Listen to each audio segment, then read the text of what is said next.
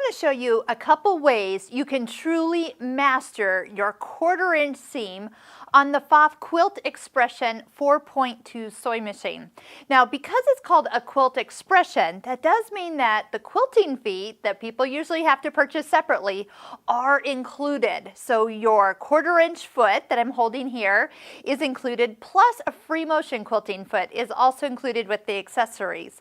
So the foot that comes with it is a foot that has a single hole, and then the edge of it is cut to be 1/4 inch away from the needle. Now, it is set up for a dual feed, so make sure when you put it on, you engage the dual feed and select stitch number 1. Now, first thing that comes to mind, and it happens often, is you start sewing a 1/4 inch seam and you're sewing and piecing and doing all the fun stuff, and then you go jumping over and you pick a zigzag, and then you forget to change your foot and you break a needle, and now you have a nice little ding in your foot. So let me show you something that will help you never have that happen when you're actually doing your 1/4 inch stitching with this foot on. So you can go into the settings menu, the one with the little tools on it, and the third one down says stitch width safety. So if you touch OK, what it will do is make sure your needle stays in the center needle position, and it won't let you pick any other decorative stitch that goes back or forth.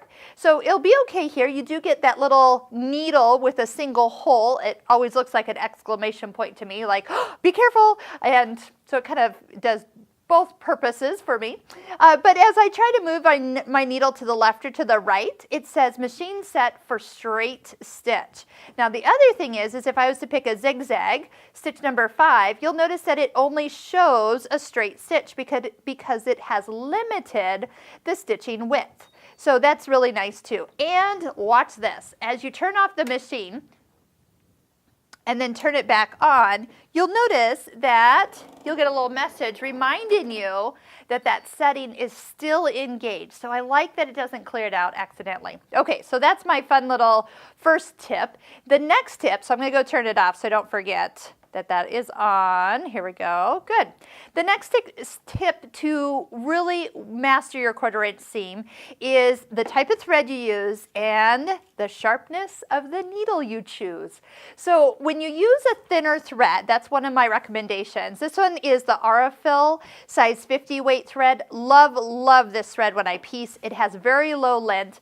You get a lot on your bobbin because it is so thin, so those bobbins feel like they last longer. Yay! And then the needle you choose could be something like a size 70 microtex needle. So when you start to go over intersections with the 1/4 inch foot, your needle will perfectly pierce through and not kind of wiggle. And when you press open those intersections, I guarantee you will notice a difference when you use the sharper needle. So instead of just a universal needle, try microtex sharp 70 or a quilting needle size 75. And I say 75 because they don't make a size 70. And those are needle information that you can go and click on in that little eye in the upper right corner of your screen. That will give you some helpful hints when picking needles. But if you put a thinner thread on, you also get, when you press it open, you don't get that ridge of thread, making it so it kind of has to go up and over it. You do enough seams and that starts to shrink those blocks down and they don't become as accurate. One other item that could help you out is by purchasing a 1/4 inch foot with the guide. You'll notice that the perfect 1/4 inch foot with guide for IDT system is available for this machine, and so if you're looking for a little helpful edge to keep your fabric running smoothly, this would be an option for you. So 1/4 inch seam, make sure you have a fresh rotary cutter and ruler at your in your hands when you're cutting, or better yet, use an AccuQuilt cutter because wow, those are perfect. A thinner needle, thinner thread, and don't forget, set your machine for that stitch width safety.